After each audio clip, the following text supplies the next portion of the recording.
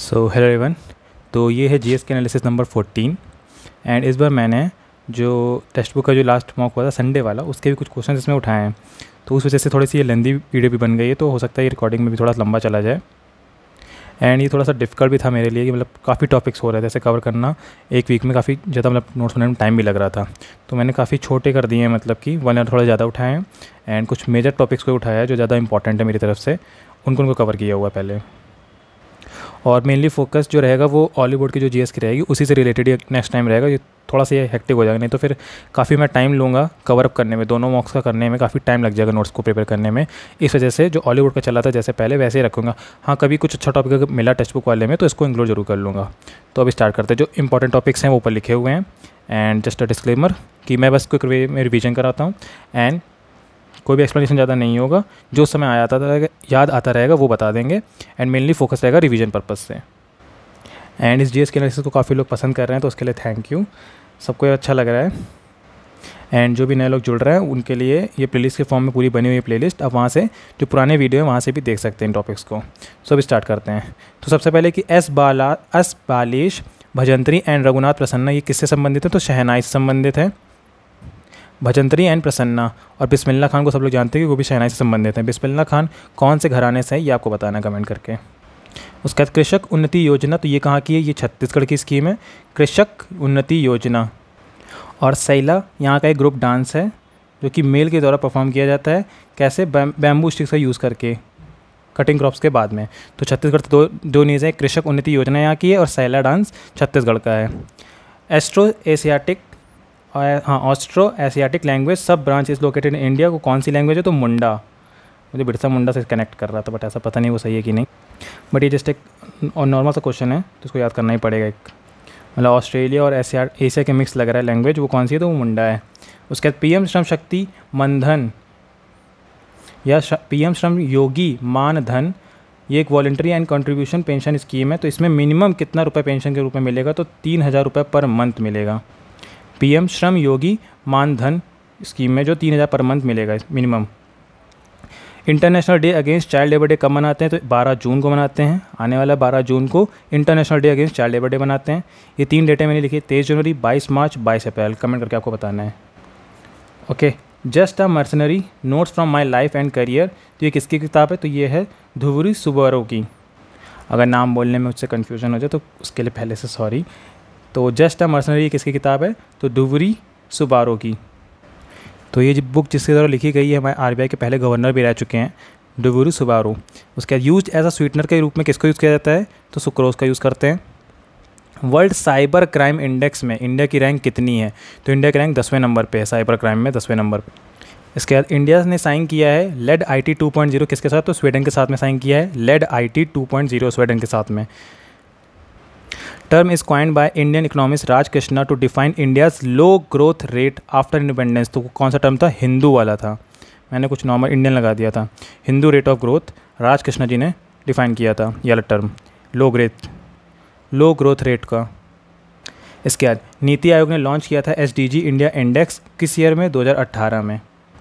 नीति आयोग के CEO इस समय कौन है? तो BVR सुब्रमण्यम। और कब नीति आयोग आया था? तो 1 जनवरी 2015 को। तो 1 जनवरी 2015 को नीति आयोग आया था।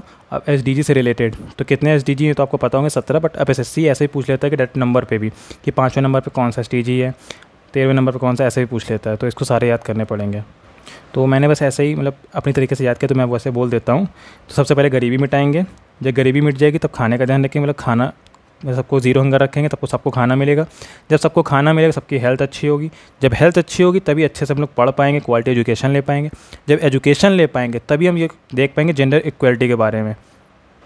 तो ये 5 ऐसे वे में याद कर सकते हैं। देन अगला कि जब पानी साफ़ होगा, क्लीन वाटर होगा, तभी हमको क्लीन एनर्जी अच्छे से मिलेगी। एनर्जी अच्छे से मिलेगी तो काम अच्छे से होगा, ग्रोथ भी अच्छे से होगी। जब ग्रोथ अच्छे से होगी तो हमारे तीनों आई हैं, मतलब इंडस्ट्री, इनोवेशन और इंफ्रास्ट्रक्चर, ये सब बढ़ेंगे और इसमें इनइक्वलिटी रिड्यूस होगी। 11-12 की कोई ट्रिक नहीं है तो उसको डायरेक्टली याद करना पड़ेगा, वैसे इतने इंपॉर्टेंट नहीं। इंपॉर्टेंट ये स्टार्टिंग के 5 और नीचे के भी। सस्टेनेबल सिटीज़ एंड कम्युनिटीज़ है इसमें, और इसमें RCP responsible consumption and production. 13-14-15 से सबसे पहले क्लाइमेट देखेंगे। क्लाइमेट के बाद ज़मीन के नीचे मतलब लाइफ बिलो वाटर, ज़मीन के ऊपर लाइफ ऑन लैंड।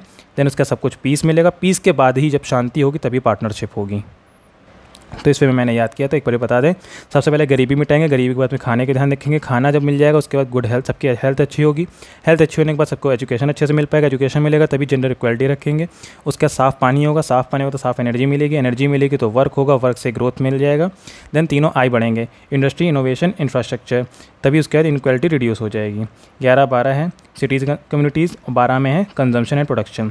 उसके बाद क्लाइमेट देखेंगे, क्लाइमेट सही होगा तो life below water, life above land या मतलब लाइफ ऑन लैंड। उसके बाद शांति मिलेगी, शांति के बाद ही पार्टनरशिप हो पाएगी। सरिता एंड राकेश किस खेल से संबंधित है? तो ये आर्चरी से संबंधित है, सीधा पुराना क्वेश्चन है, जुलाई से रिलेटेड था, मैंने लिख दिया जुलाई का था, बट नाम याद होना चाहिए। सरिता और राकेश आर्चरी से संबंधित हैं। भारत रत्न और पद्म विभूषण कब स्टार्ट हुए थे? तो 1954 में स्टार्ट हुए थे। स्टैटिक का क्वेश्चन है ये। गीता गोविंदा किसने लिखी है? ये क्वेश्चन आता है, तो जयदेव ने लिखी है। जयदेव किसके कोर्ट पोएट थे? ये वाला क्वेश्चन आया था, तो लक्ष्मण सेना ऑफ बंगाल के कोर्ट पोएट थे ये। ओके, देन इसके बाद फिस्कल डेफिशिएट, इसमें डिटेल में नहीं जाएंगे, सीधे सीधे सिर्फ ये फॉर्मूला रटना है। फिस्कल डेफिशिएट क्या होता है? तो टोटल एक्सपेंडिचर में से RRR घटा दो, मैंने ऐसी ट्रिक बनाई है। RRR बोले तो रेवेन्यू घटा दो, रिकवरी घटा दो, receipt, revenue receipt, recovery of loans, receipt from disinvestment, इन तीनों को घटाना है। टोटल एक्सपेंडिचर में RRR, रेवेन्यू, रिकवरी, रिसिप्ट्स। इसके बाद मनी बिल, मनी बिल का आर्टिकल नंबर 110 होता है, ये तो पता होगा। देन इससे रिलेटेड जो फैक्ट हैं, अ bill which has any provision other than money provision is not a money bill.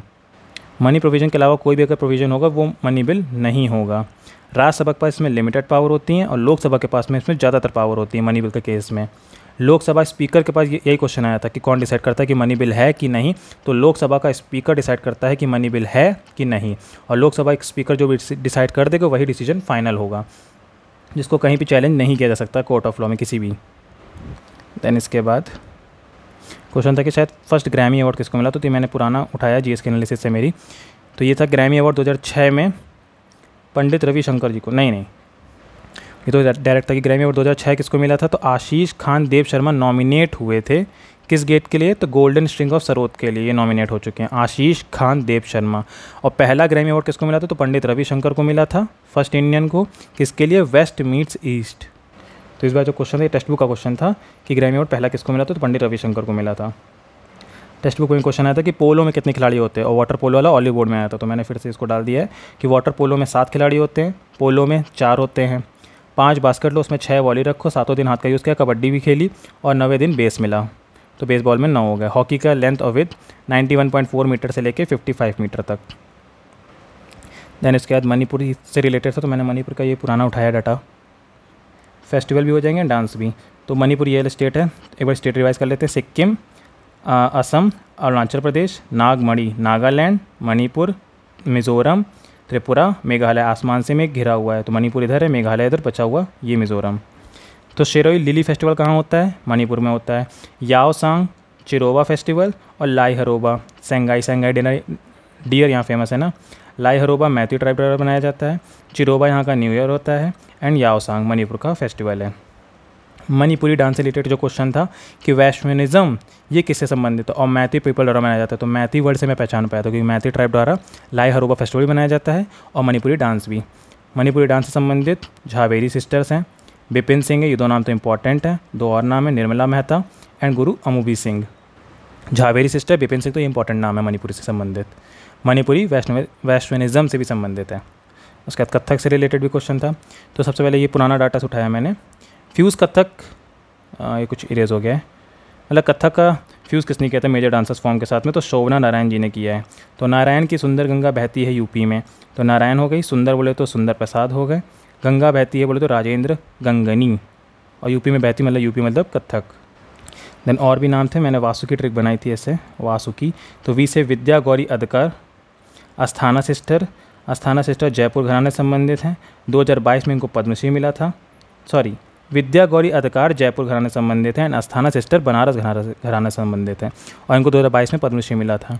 Asthana sister यहाँ की हैं कथक की, और झावेरी सिस्टर भी बताया मणिपुरी की हैं।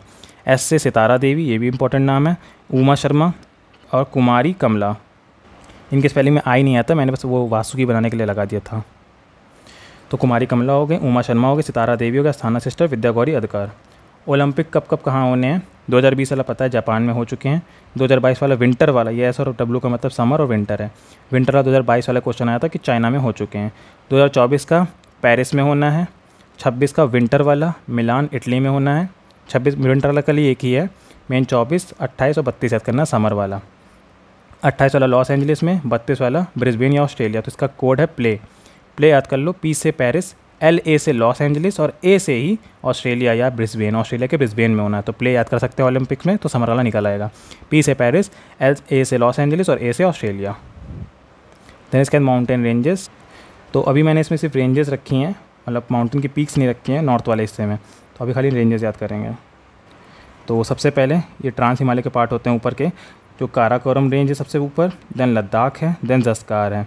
लद्दाख और ज़स्कार में बीच में बहने वाली एक नदी है, ये जो जा रही है, वैसे मैप में देख के को बता पाएंगे कौन सी नदी है, तो आपको कमेंट करके बताना। लद्दाख और ज़स्कार के बीच में जाती है ये।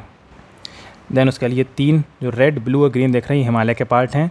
रेड वाला ये है पूरा यहाँ से लेकर यहाँ तक का ग्रेटर हिमालय, ब्लू वाला है मिडिल हिमालय और ग्रीन वाला है शिवालिक। यहाँ पे ऊपर मेंशन कर दिया है, रेड वाला ग्रेटर हिमालय, ब्लू वाला मिडिल हिमालय और ग्रीन वाला शिवालिक। इनके जो अदर नेम होते हैं वो भी इंपॉर्टेंट है थोड़ा सा। इनर कौन सा होता है, इनर बोले तो ऊपर की तरफ इनर है ये। ग्रेटर वाला इनर होता है, शिवालिक हो गया आउटर और बीच में इसके लेसर। ग्रेटर को ही हिमाद्री भी कहते हैं और मिडिल को हिमाचल कहते हैं। ऊपर की तरफ से सब कुछ इसमें नोटिस करेंगे तो हो जाएगा। सबसे पहले हम लोग दरी बिछाते हैं, दरी के बाद उस पर चलते हैं, ऐसा मानिए। तो इसमें कन्फ्यूजन मुझको भी हो जाए, तो शायद आपको भी होता होगा कि हिमाद्री कौन सा है, हिमाचल कौन सा है। तो पहले दरी बिछाओ ऊपर, देन उसके ऊपर चलो, देन ऊपर से नीचे की तरफ लिखेंगे ना, इनर लेसर आउटर ऐसे। एंड ये नंगा पर्वत से लेकर के पूरा यहाँ पे नामचा बरुआ पर्वत तक है। बीच में माउंट एवरेस्ट आएगा, यहाँ पे माउंट कैलाश इधर माउंट कैलाश तो इसका पार्ट नहीं है, यहाँ पे कंचनजंगा आएगा। तो उसके बाद यहाँ पे मेघालय में गारो खासी जयंत, ये इसी सीक्वेंस में गारो खासी जयंत यहाँ पे हैं। देन इसके बाद साउथ वाली रिवाइज़ करी तो फिर से रिवाइज़ कर लेते हैं। राजस्थान में ये अरावली पर्वत है, जहाँ की सबसे ऊंची चोटी है गुरु शिखर, जो कि माउंट आबू पे है, 1722 मीटर की। पता नहीं यार हिस्सा ब्लर हो ही जाता है जब भी यार पढ़ाते हैं। उसके बाद विंध्या ऊपर है, सतपुड़ा नीचे है, विंध्या ऊपर है, सतपुड़ा साउथ में है विंध्या के। तो विंध्या की सबसे ऊंची चोटी गुडविल पीक या सद्भावना शिखर। सद्भावना शिखर विंध्या की हो गई, अरावली की गुरु शिखर हो गई, सतपुड़ा की धूपगढ़ हो गई। तीनों अलग अलग इंपॉर्टेंट हैं। धूपगढ़ कहाँ पे है, अमरकंटक में। और अमरकंटक की पहाड़ियों से कौन सी 2 नदियाँ निकलती हैं, नर्मदा एंड सोन। सोन जाके मिल जाती है गंगा में, नर्मदा जाती है वेस्ट की तरफ में। उसके बाद ये हमारे वेस्टर्न घाट हो गए, ये हमारे ईस्टर्न घाट हो गए। लास्ट टाइम एक पॉइंट रह गया था कि वेस्टर्न घाट के जो पहाड़ है, मतलब जो भी है रेंज है, ये काफ़ी नैरो है, मतलब पास पास में है। और जो ईस्टर्न घाट है उसमें बीच बीच में गैप है, जैसे यहाँ गैप मैंने सभी दिखाया है, यहाँ पे गैप में थोड़े दूरी छितरे हैं, मतलब दूरी पे है ये। ओके, देन वेस्टर्न घाट और ईस्टर्न घाट जहाँ पे मिलते हैं, इस पॉइंट को बोलते हैं नीलगिरी हिल्स, जहाँ पे मीटिंग पॉइंट इनका होता है। इन दोनों की कंबाइन में सबसे ऊंची चोटी है अनाईमुडी, जो कि अनामलई हिल पे है, 2695 मीटर इन दोनों की कंबाइन। और केरला की भी, ये केरला में पूरी तरीके से एक तरीके आ जाती है, तो केरला की भी हाईएस्ट अनाईमुडी हो गई। सेकंड नंबर पे हाईएस्ट है डोडो बेटा, 2637 मीटर। अगर बात करें तमिलनाडु की सबसे हाईएस्ट, तो एक तो जिंदा घोड़ा है सबसे पहले, देन उसके बाद है महेंद्रगिरी। तो दोनों नाम याद करना है, दोनों में से कोई भी ऑप्शन में हो सकता है, जिंदा घोड़ा या महेंद्रगिरी, ये तमिलनाडु की साइड में आ जाएगा। उसके यहाँ पे 2 पासेस हैं, मुंबई को नासिक से जोड़ने वाला थाल घाट और मुंबई को पुणे से जोड़ने वाला भोर। तो थाल का नाथ बनाया था मैंने और भोर का भोपू, भो से भोपू। मुंबई को पुणे से जोड़ने वाला भोपू है, यानी कि भोर घाट, और मुंबई को नासिक से जोड़ने वाला थाल घाट। तो पेनिनसुलर की रेंजेस भी हो गई। देन है क्रॉपिंग पैटर्न। तो ये वाला क्वेश्चन शायद टेक्स्ट बुक के क्वेश्चन से रिलेटेड ही था। तो क्रॉपिंग पैटर्न, क्रॉपिंग 3 तरीके की होती है, रबी, खरीफ, जायद। पहले तो ये याद करना है कि रबी आर से राइस इसमें नहीं आता है, यानी कि आर का उल्टा डब्लू आएगा। इतना तो पता हो कि डब्लू वीट अलग होती है और राइस अलग होती है, दोनों अलग अलग में जाती हैं। तो आर में राइस नहीं आएगा, तो आर का अपोजिट में डब्लू आएगा और डब्लू से ही विंटर हो जाएगा, वीट से विंटर। बस ये 3 कोड याद कर ले तो एक ही से याद हो जाएगा पूरा। तो रबी में वीट आ जाएगी, वीट, ग्राम, बार्ले, इतने एक साथ बोला करें, wheat, gram, barley, potato, mustard. Sorry, wheat, barley, mustard मैं एक साथ बोलता हूँ, wheat, barley, mustard, gram, potato. Winter crops होती हैं। अक्टूबर नवंबर में इनको बोआ जाता है एंड मार्च अप्रैल में इनकी कटाई हो जाती है, जैसे अभी हाल ही में कटाई हुई होगी। देन इसके बाद खरीफ फिर समर की क्रॉप हो जाती हैं, जून जुलाई में बोई जाएगी अभी नेक्स्ट मंथ से, और अक्टूबर में इसकी कटाई हो जाएगी।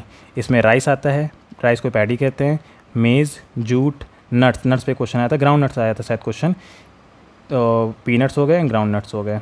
और JCB, ज्वार, कॉटन, बाजरा, JCB।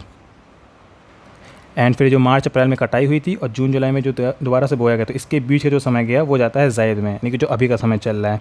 जायद में जैसे कुकुम्बर, वाटरमेलन, ये सब आते हैं, इनको शॉर्ट सीजन क्रॉप्स बोलते हैं। मार्च अप्रैल में बोई जाती है और जून में इनकी कटाई भी हो जाती है। तो आपको खाली इसमें इतना याद करना है, रबी आर से इसमें राइस नहीं आएगा तो डब्लू आएगा, डब्लू बोले तो वीट, वीट से विंटर। देन उसके बाद बाबर। अकबर पहले कंप्लीट हो चुका है, बाबर का नंबर है। तो बाबर का जो समय मेनली जो अपने इंडिया के अंदर याद किया जाता है वो 1526 से लेकर 1530 तक है। 1483 में इनकी बर्थ हुई थी, 14 फरवरी वैसे इनकी डेट है। सर ने बताई तो हम याद भी रहेगी, आप लोग भी कभी नहीं भूलेंगे। तो 14 फरवरी 1483 को इनका जन्म हुआ था। 11 साल बाद नहीं 11 साल में ही रूलर बन गए थे। 1494 में। दैन काफ़ी कहानियाँ ये 1519 के टाइम पे पहली 1519 या 17 में कोई युद्ध हुआ था, उसमें इन्होंने तोपा को यूज़ किया था पहली बार। तो उतना इंपॉर्टेंट नहीं है भी एसएससी से रिलेटेड, जो मेजर चीज़ें इंपॉर्टेंट है मैंने वो लिखी हैं केवल, जो युद्ध पूछे जाते हैं। 1526 से लेकर लाइन से सारी चीज़ें, 26, 27, 28, 29, 30, 26। पानी पी के खाना खा के चाँद देख के घर आ गए, देन मर गए। सीधा पानी पी के खाना खा के चाँद देख के घर आए और मर गए।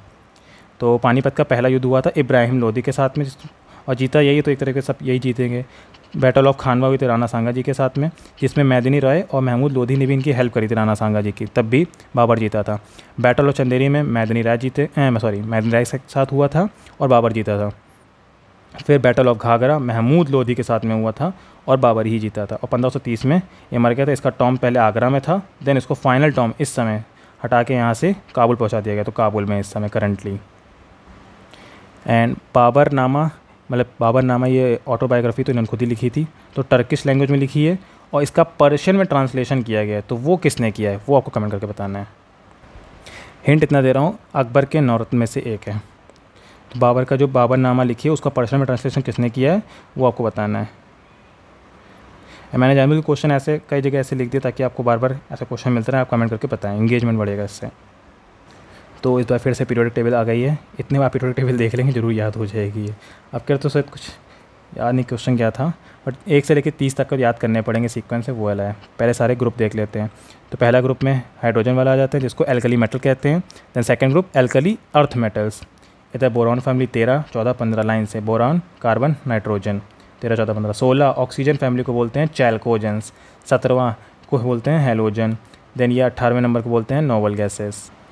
देन लेंथेनॉइड्स को बोलते हैं रेयर अर्थ मेटल। मैंने पुराना वाला शायद उठा लिया, इसमें एरो नहीं बना देता हूँ। तो लेंथेनॉइड्स जो होते हैं ये रेयर अर्थ मेटल होते हैं, ये लिखे हैं ये ब्लू वाली लाइन, ये सारे के सारे। देन अब ट्रिक से जो ट्रिक बनी पहले ग्रुप फॉर्म में बता देते हैं, देन 1 से लेकर 30 तक। देन एक्टेनॉइड जो याद किए हैं, तो हलीना की रफ से फरियाद, बेटा मांगे कार स्कूटर बाप राजी, बैगन आलू गाजर इन थैला, एंड काशी गए शंकर पार्वती, न्यूजीलैंड पाकिस्तान ऑस्ट्रेलिया सब भिखारी, उससे टीपो, फिर कल बाहर आई आरती, हेमा नैना और करीना जीती रहें। ये सिर्फ याद करने के पर्पज़ से हैं, कुछ गलत तरीके से मत इसका यूज़ करा जाए। देन 1 से लेकर जो 30 तक हैं सबके अलग अलग ट्रिकें होती हैं। जो मेरी ट्रिक रहती थी ऑफिस स्कूल टाइम में, हा ही ली बी ब क नो फ नी ना मग अलसी पस क लर क का सक्टी वकर मन फी को नी कू जिन। को में डाउट होता था तो अल्फ़ाबेटिकली है, पहले सी ओ आएगा देन सी यू आएगा, फीको निको जिन। देन जो मेन है सीजियम का 55 होता है, सीजियम पहले ग्रुप में आता है। देन रदरफोर्ड 104, सीबॉर्जियम 106 ये आ चुका प्रीवियस क्वेश्चन में। मेंडलीव आ चुका है 101 नंबर पे। ऑर्गेनिजन भी इंपॉर्टेंट है, 118 सबसे आखिरी होता है। आइंस्टीन 99 होता है। अब एक इसी वॉलीबॉल में क्वेश्चन आया था ये डी से डिप्रोस्पियम ऐसा करके, तो 66 नंबर है इसका। देन एक्टेनॉइड को कैसे याद करना है, एक्ट थोड़ा करो, प्रोटेक्ट यूरेनियम को, Neptune Pluto, ACBC americium, curium, berkelium, californium, Einstein, fermium, Mendeleev, Nobel, Lawrence, Rutherford डूबे सी में बाहर निकले हंसते हुए, रदरफोर्डियम, डूबियम, सीबॉर्जियम, बोहरियम, हसीयम। मीटर ने डरते हुए रोंटे खड़े कर दिए कॉपरनिकस के, मीटरनियम ऐसे नाम है इसका, मैं भूल गया हूँ, रोंटेजन एंड कॉपरनिकसियम ऐसे है। तो सबके अपनी अपनी को जितने बार मैं बताता रहूँगा याद होता ही रहेगा, ये फिर से कभी रिपीट जल्दी होगा। वैसे पीरियोडिक टेबल बहुत बार रिवीजन हो रही है। तो नेक्स्ट है मराठास। तो इसमें जस्ट इंपॉर्टेंट फैक्ट्स ही बताऊंगा, ऐसा नहीं कुछ समझा पाऊँ, बट एरो काफ़ी हैं तो इसको समझा दूंगा कैसे समझना है माइंड मैप के थ्रू। देन नोट्स वाले फिर समझ जाएंगे। सबसे पहले शाहजी भोसले और जीजाबाई इनके बेटे थे शिवाजी, ठीक है, छत्रपति शिवाजी महाराज हमारे। इसके बाद शिवाजी की 2 पत्नियाँ थीं, साईबाई और सायराबाई। तो साईबाई के साथ जो इनका पुत्र हुआ था वो थे शंभाजी, शंभाजी की बीवी यशुबाई और जिनसे इनका पुत्र हुआ था शाहू जी। शिवाजी की जो दूसरी पत्नी थी सायराबाई, इनसे जो पुत्र हुआ वो था राजाराम। राजाराम जी के जो बीवी थी ताराबाई और इनसे जो पुत्र हुआ शिवाजी सेकेंड। जिसमें से आपको जो मेन नाम याद रखने हैं वो इधर वाले याद करने हैं, शिवाजी का बेटा संभाजी, संभाजी के बेटे शाहू जी। ओके, तो अभी एरो पे आते हैं नीचे वाले, देन अभी ऊपर का देखिए खाली। तो शिवाजी, छत्रपति शिवाजी महाराज, इन पे चलते हैं। 1627 में इनका पुणे में जन्म हुआ था, 1627 में। उस समय मुगल रूलर कौन था वो कमेंट करके बताएगा 1627 के टाइम पीरियड में। 1658 में इन्होंने अफजल खान को मारा था, सूबेदार, जो कि बीजापुर का सूबेदार था, अफजल खान को मारा था। 1664 में फर्स्ट लूट ऑफ सूरत हुआ था, 64 के बाद 70 में सेकंड लूट ऑफ सूरत हुआ था। 1665 में ट्रीटी ऑफ पुरंदर, ये पूछा जा चुका क्वेश्चन, ट्रीटी ऑफ पुरंदर कब हुई थी, तो 1665 में हुई थी। येलो वाले हाईलाइट किए वही इंपॉर्टेंट। 1627 में पुणे में जन्म हुआ इनका, 58 में अफजल खान को मारा, 65 में ट्रीटी ऑफ पुरंदर हुआ। 1674 में इनका कोरोनेशन हुआ था शिवाजी का राजगढ़ फोर्ट में, जहाँ इनको उपाधि दी गई थी यही छत्रपति शिवाजी महाराज की, 1674 में उपाधि दी गई थी। 1680 में इनकी कर्नाटक मिशन के दौरान पे डेथ हो गई थी। तो मेजर फैक्ट इतने ही हैं। देन इसके बाद 1680 तक का यहाँ हो गया। देन 1680 से लेके 1689 तक का औरंगज़ेब ने, मतलब ये राजा रहे थे संभाजी। 1689 के बाद औरंगज़ेब ने इनको मार दिया था और इनकी बीवी यशुबाई और शाहू जी को कैप्चर कर लिया था, पकड़ लिया था 1689 से लेकर 1708 तक का अपने पास। वैसे आंसर तो यही मिल गया कि औरंगज़ेब इन्हीं के टाइम पे था, मतलब 1600 के टाइम पे, 1627 के समय पे। वैसे 1627 के समय तो नहीं था, इस समय था 1680 से लेकर 89 के बीच में। देन संभाजी की मृत्यु हो गई 1689 में। 1689 में यशुबाई और शाहू जी को कैप्चर कर लिया गया। तो अब बचा कौन, इनके जो दूसरा पुत्र था राजा राम। राजा राम 1689 से लेकर 1700 तक का राजा बने रहे। 1700 में औरंगज़ेब ने राजा राम को भी मार दिया। अब बचा 8 साल का समय, 1700 से लेकर 1708 तक का। तो 1700 से लेकर 1708 तक का शिवाजी 2 को राजा बनाया गया, बट इनकी एज काफ़ी छोटी थी, तो उस कारण से जो ताराबाई थी उनकी गार्जियनशिप में, अंडर गार्जियनशिप ऑफ ताराबाई। तो 1708 कॉमन ईयर है ना, 1708 और 1708 यहाँ से भी। 1707 में औरंगज़ेब मर गया था। फिर उसके बाद ये जो कैप्चर हुए थे शाहू जी और यशुबाई, ये फ्री हो गए। तो इसके बाद शाहू जी और इधर से ताराबाई, इनके बीच में बैटल ऑफ खेल लड़ा गया, शाहू जी और ताराबाई के बीच में, जिसमें शाहू जी जीत गए थे और ताराबाई हार गई थी। तो उसके बाद शाहू जी राजा बने थे 1708 से लेकर 1749 तक। एंड शाहू जी के टाइम पीरियड से ही 1708 से 1749 के बीच में ही पहली बार पेशवा की गद्दी बनाई गई, एक तरीके से प्राइम मिनिस्टर मराठा के अंडर में ही इनके। तो सबसे पहले पेशवा जो थे बालाजी विश्वनाथ, 1713 से लेकर 1720 तक का। और भैया मैंने कुछ भी अगर गलत बता दिया आप कमेंट करके बिल्कुल हमको सही कर सकते हैं, हो सकता है मुझसे मिस्टेक हो गई हो, तो ठीक है। इसके बाद जो दूसरे पेशवा थे बाजीराव पेशवा, जिस वही मूवी बनी थी बाजीराव पेशवा, 1720 से लेकर 1740 तक, 20 साल का समय इनका रहा। ग्रेटेस्ट पेशवा यही रहे थे। ये क्वेश्चन जो आया था वो यही था कि किसने इनिशिएट किया था confederacy among the Maratha chiefs, संघ, कॉन्फेडरेसी की हिंदी होती है संघ, तो बाजीराव पेशवा ने इनिशिएट किया था। देन इसके बाद में बालाजी बाजीराव, और भी पेशवा हुए थे बट ये 3 मेजर वाले लाइन से सीक्वेंस है, बालाजी विश्वनाथ, बाजीराव पेशवा, बालाजी बाजीराव। मतलब पहला एक सिंगल नाम बालाजी, देन दूसरा नाम बाजीराव, देन दोनों का मिक्स बालाजी बाजीराव। 1740 से लेकर 1761 तक। और 1740 में इन्हीं के टाइम पीरियड में जो शाहू जी थे उनकी डेथ हो गई थी, राइट ड्यूरिंग हिज रेन। 1749 में डेथ हुई थी ना। 1761 में बैटल ऑफ पानीपत थर्ड लड़ा गया था, ये काफ़ी इंपॉर्टेंट है, एकदम से कभी भी पूछ लिया जाता है ये। किसके बीच में, अहमद शाह अब्दाली और मराठास के बीच में, जिसमें अहमद शाह अब्दाली जो कि अफगान से आया था ये जीत गया था। और जो लास्ट पेशवा है वो है बाजीराव सेकेंड, 1796 से लेकर 1816 तक। और ये वीडियो थोड़ा सा बड़ा जा सकता है क्योंकि काफ़ी ज़्यादा टॉपिक्स हैं इसमें अभी भी। एनिमल किंगडम का मैंने एक 4 टाइप का बनाया है, तो इससे याद करने का ट्राई करेंगे। मेजरली नाम याद करना है और उनसे रिलेटेड जो उनके एग्जाम्पल हैं। सबसे पहला पॉरीफेरा आता है जो कि सेलुलर होता है, सीधे याद करना पोर्स, स्पंजेस, पोर्स होते हैं इसमें, छेद होते हैं, स्पंज टाइप का, तो इतना ही है पॉरीफेरा का इंपॉर्टेंट टर्म। देन टिश्यू के अंदर एक में सीलोम नहीं होता है, स्यूडोसीलोम यानी कि फॉल्स सीलोम होते हैं, एंड जिसमें ट्रू सीलोम होते हैं। तो नहीं जिसमें होते हैं वो 2 तरीके के होते हैं, एक होते हैं कॉलेंट्रेट जिसका दूसरा नाम निडेरिया भी होता है, और एक होते हैं लेटीहेलमिंथिस। तो कॉलेंट्रेट जेलीफिश, हाइड्रा, ये दोनों इंपॉर्टेंट, जो हाइड्रा और जेलीफिश किस में आते हैं, कॉलेंट्रेट या निडेरिया में आते हैं, जिनकी बॉडी रेडिकल होती है, रेडिकल शेप में दिख रहा है ना जेलीफिश। एंड जिसकी बायलेटरल होती है लेटी लेटा हुआ, फ्लैट है, flat worms, tape worms, planaria जो कि अपने आप में कट जाते हैं, देन अपना शरीर फिर से बना लेते हैं, कहीं से भी इसको काट दो। देन उसके बाद सीडोसोलम जिसमें होते हैं उनको नीमेटोड कहते हैं या एस्कहेलमिंथिस भी बोलते हैं, इसमें राउंड वॉर्म्स, एस्कैरिस, वुशेरिया आते हैं। देन उसका जिसमें ट्रू सिलोम होते हैं, अब इनको मार सकते हैं, इसको ध्यान मत दीजिए, ये ऐसे हैं। देन इसके जो कुल मिला के नीमेटोड जो एस्कहेलमिंथिस के बाद आएंगे एनेलिडा, आर्थ्रोपोडा, मोलस्का, इन तीनों में ट्रू सिलोम होते हैं। तो सबसे पहले अगर बात करें एनेलिडा की, तो इसमें वॉर्म्स आते हैं, लीचेस आते हैं एनेलिडा में। सेगमेंटेड बॉडी होती है सिलेंड्रिकल की शेप में। देन आर्थ्रोपोडा, आर्थ्रोपोडा का मतलब होता है जॉइंटेड लेग्स, ये काफ़ी इंपॉर्टेंट कीवर्ड है इसका। लार्जेस्ट फाइलम है पूरे एनिमल किंगडम का, सबसे बड़ा यही है। एक्सोस्केलेटन बॉडी होती है, इसमें ओपन सर्कुलेटरी सिस्टम होता है, जो इसके एग्जाम्पल हैं स्पाइडर, बटरफ्लाइज, मॉस्क्यूटोज। देन आता है मोलस्का, जो कि सेकंड लार्जेस्ट फाइलम है एनिमल किंगडम का, इसके अंदर स्नेल्स आते हैं, ऑक्टोपस आते हैं। सॉफ्ट टाइप की बॉडी होती है, एमओएल जो वर्ड लगा है ना, रूट वर्ड इसका मतलब सॉफ्ट से रिलेटेड होता है, तो स्नेल्स इसमें आता है। तो ये 3 हो गए, अब तक 7 पढ़ चुके हैं। पॉरीफेरा, देन इसका कॉलेंटर या निडेरिया, लेटीहेलमिंथिस, नीमेटोडा या aschelminthes, then annelida, arthropoda and mollusca. Then इसके बाद है इचिनोडर्मेटा, जिसमें नोटोकॉर्ड नहीं होती है। एचिनो चिनचिनाता है ना, स्पाइन से रिलेटेड है, इनके इसमें कांटे होते हैं। स्टारफिश, सी उर्चिन्स, स्टारफिश इसमें इंपॉर्टेंट है जिसमें कांटे होते हैं। अब जो इसमें लिखा है हेमिकॉर्डेटा, कॉर्डेटा, खाली इसको आपको एक टर्म याद रखना है कि किस लेवल पे आता है, ये नहीं कि इसको याद करके चलना है बस। हेमिकॉर्डेटा यहाँ पे बीच इन दोनों की क्वालिटी जिसकी दोनों के अंदर हो वो हेमिकॉर्डेटा होगा, एंड कॉर्डेटा होगा जिसमें नोटोकॉर्ड प्रेजेंट होती है। कॉर्डेटा के अंदर वर्टिब्रेट एंड प्रोटोकॉर्डेटा आता है, ये इतने इंपॉर्टेंट नहीं है। वर्टिब्रेट के अंदर हमारे सारे बढ़ जाते हैं, पिसेक्स, एम्फीबिया, रेप्टीलिया, एव्स, मैमीलिया, हम लोग मैमीलिया के अंदर में आते हैं। तो जो पिसेक्स मतलब फिश को फिश बोलता हूँ मैं, फिश, एम्फीबिया और रेप्टाइल, इन सब कोल्ड ब्लडेड होते हैं ये सब के सब। और जो एव्स यानी कि बर्ड्स और मैमीलिया होते हैं ये वार्म ब्लडेड जैसे हम लोग। तो फिश हो गई इसमें, एम्फीबिया में जो पानी और ज़मीन दोनों पे चलने, मेंढक हो गया, रेप्टीलिया में सांप हो गया, एव्स में बर्ड्स हो गया, एंड मैमीलिया में जानवर जो हम लोग होते हैं जिसमें स्तनधारी लोग होते हैं। तो सबसे इंपॉर्टेंट टॉपिक तो यही है, कॉन्स्टिट्यूशनल अमेंडमेंट एक्ट। तो ये जो है ज़्यादातर बार बार रिवाइज करने से ही याद होगा, इसमें कोई ट्रिक इस टाइप की नहीं लगेगी। बस मैंने इतना आसान कर दिया है कि सिर्फ और सिर्फ वो वाला कीवर्ड लिख दे जो देख के आपको जल्दी रिकॉल हो जाए। सबसे पहला 1951 में ही हुआ था, लैंड रिफॉर्म से रिलेटेड था, पार्ट 9 जोड़ा गया था, पार्ट 9 नहीं, शेड्यूल 9। देन 7वां 7/8/56 1956 में आया था, स्टेट रीऑर्गेनाइजेशन रिलेटेड है। एंड एक और इसी वाले में हुआ था, हाई कोर्ट से रिलेटेड, वो आप बताइएगा कमेंट करके।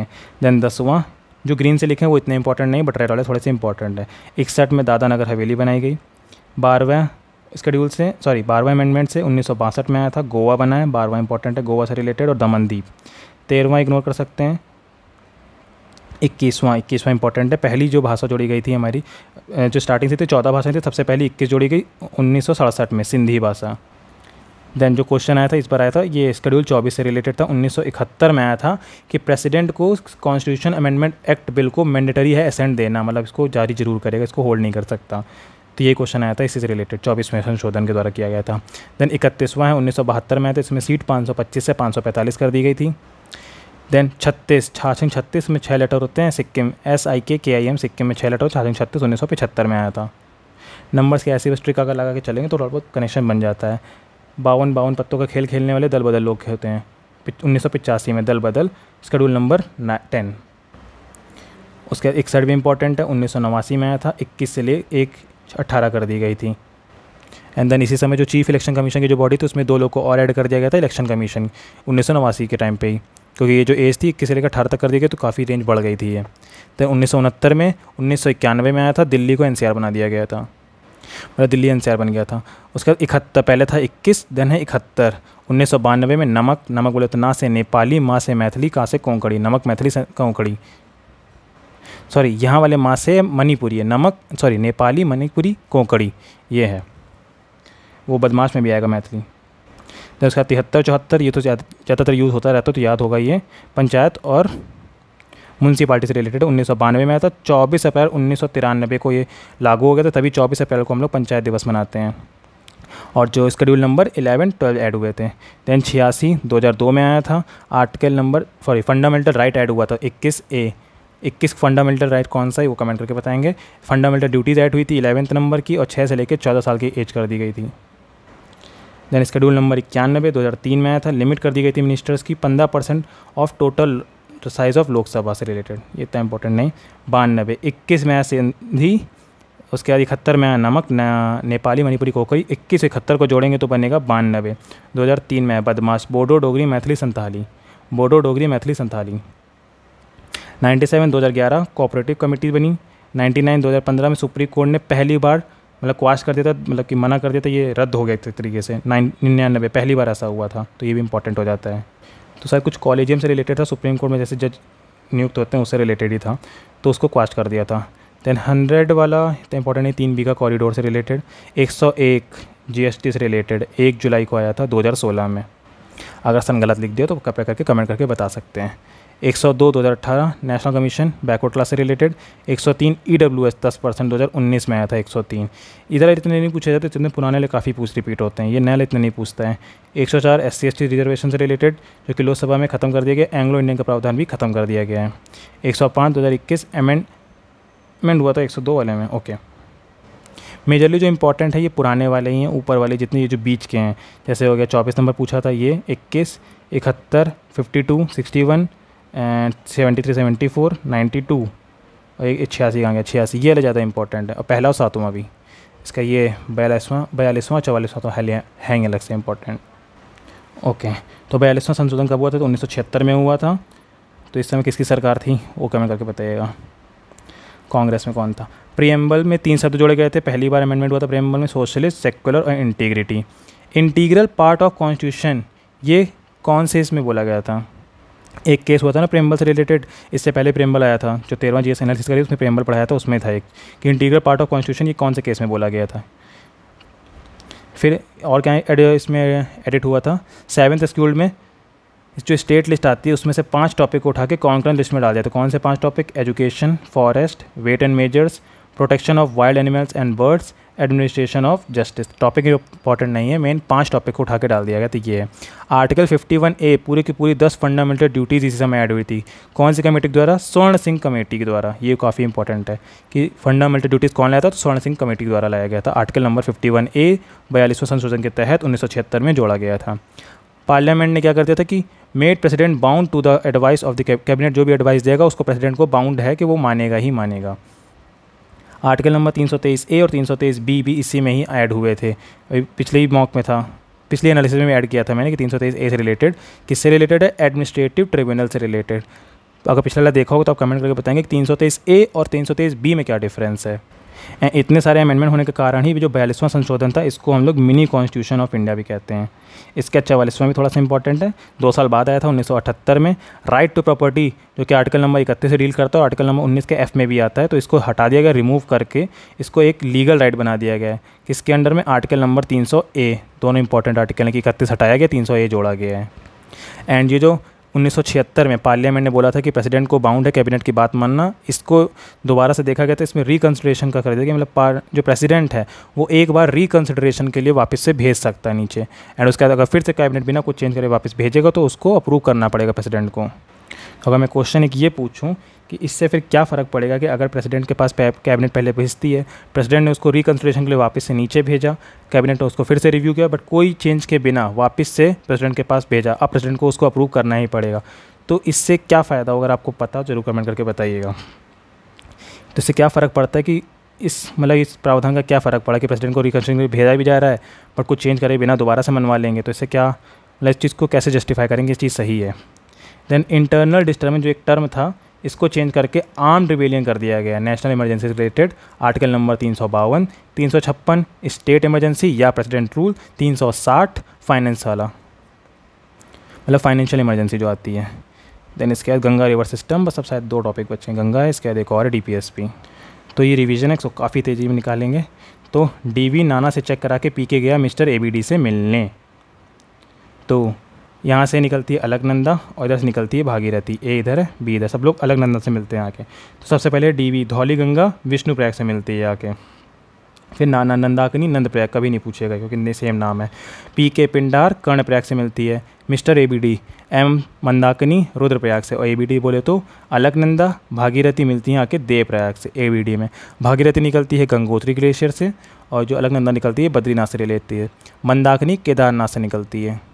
एंड जो क्वेश्चन आया था यही आया था कि अलकनंदा भागीरथी से कहाँ मिलती है, तो देवप्रयाग में। देन यहाँ मिल जाती है, उसके बाद ये बनती है गंगा, देन ये एंटर करती है। तो खाली मेजरली ट्रिब्यूटरीज देखनी है इनकी। गंगा की सबसे पहले लेफ्ट बैंक देखते हैं, फिर राइट। तो लेफ्ट में ज़्यादातर G वाली आती है, राम गंगा, गंगा एक वर्ड लगा है तो ये लेफ्ट हो गई राम गंगा। गोमती, घाघरा, गंडक, कोसी। जो घाघरा है वो शारदा और राप्ती से मिल करके बनी है। कौन कहाँ से मिलता है इसे, इस पर क्वेश्चन अब कम आने लगा है, बट फिर भी याद कर सकते हैं। यमुनोत्री से यमुना निकलती है और ये गंगा से प्रयागराज में मिलती है, ये तो सबको पता ही है। पहले यमुना की देख लेते हैं। तो KBC केन बेतवा चंबल, केन बेतवा चंबल KBC, चंबल की 3 और है, बानस पार्वती और काली सिंध, बानस पार्वती और काली सिंध चंबल की। तो चंबल बेतवा केन मिलती है यमुना से, यमुना मिलती है प्रयागराज में आके गंगा से, रामगंगा कन्नौज में मिलती है, गोमती मिलती है गाज़ीपुर में, गोमती गाज़ीपुर में मिल गई, घाघरा आती है छपरा में। कुछ जो एरिया वो डिफ़र भी कर सकते हैं थोड़े थोड़े। ये सोन कहाँ से निकलती है, अमरकंटक के पहाड़ी से भी क्वेश्चन पूछा था ऊपर, तो ये आके पटना में मिलती है गंगा से। गंडक आके हाजीपुर से, कोसी भागलपुर में आके मिलती है। ये इतने इंपॉर्टेंट अब सिटी नहीं रही है, वैसे आपसे क्वेश्चन नहीं पूछा, बट हाँ लेफ्ट और राइट बैंक ट्रिब्यूटरीज पूछता रहता है।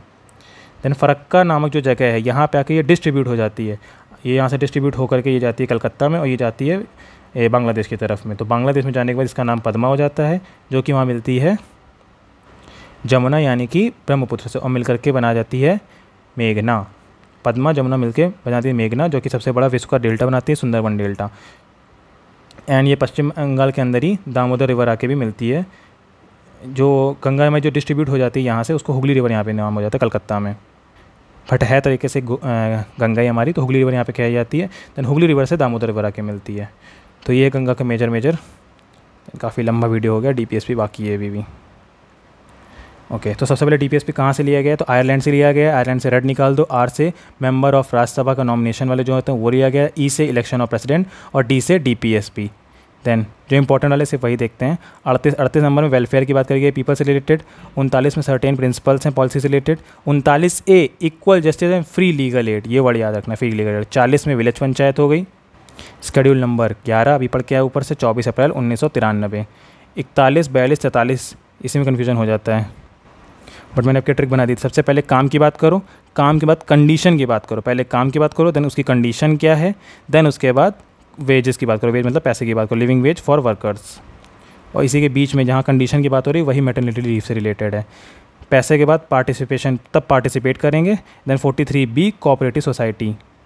एंड DPSP के अंदर जिसके आगे भी A लगा होगा आर्टिकल में, वो कौन से आर्टिकल से, मतलब कौन से अमेंडमेंट से ऐड हुए हैं, 1976 42वां वाला। तो ये भी एक इंपॉर्टेंट पॉइंट हो गया 42वें रिलेटेड। जितने भी A वाले हैं, 43A हो गया, 48A हो गया, ये सब के सब, और जो 51A हो गया, तीनों के तीनों उसी से रिलेटेड। एंड 43B अभी पढ़ा था 97 वाला, अगर ये 97 नंबर 2011 कोऑपरेटिव कमेटी 97 से ऐड हुआ है 2011 में। जो 43B है कोऑपरेटिव सोसाइटी, यही वाला। तो ये तीनों का कनेक्शन आपस में बन रहे हैं। 41 हो गया राइट, पहले काम की बात करो, देन कंडीशन की बात करो, देन पैसे की बात करो, तभी पार्टिसिपेट करेंगे। 43A, देन 43B में कोऑपरेटिव सोसाइटी। 44वां याद रहता है, 4 और 4 यूनिफॉर्म नंबर है, यूनिफॉर्म सिविल कोड। 45 में चाइल्डहुड केयर की बात हुई है, बिलो 6 साल से कम साल के बच्चे के लिए। 46 एजुकेशन की बात करता है। 46 में एजुकेशन फॉर SC ST है। 47 में न्यूट्रिशन है, याला मैं भी भूल जाता हूँ काफ़ी। 47 में न्यूट्रिशन है। देन 48 और 49 दोनों एक जैसे रिलेटेड है।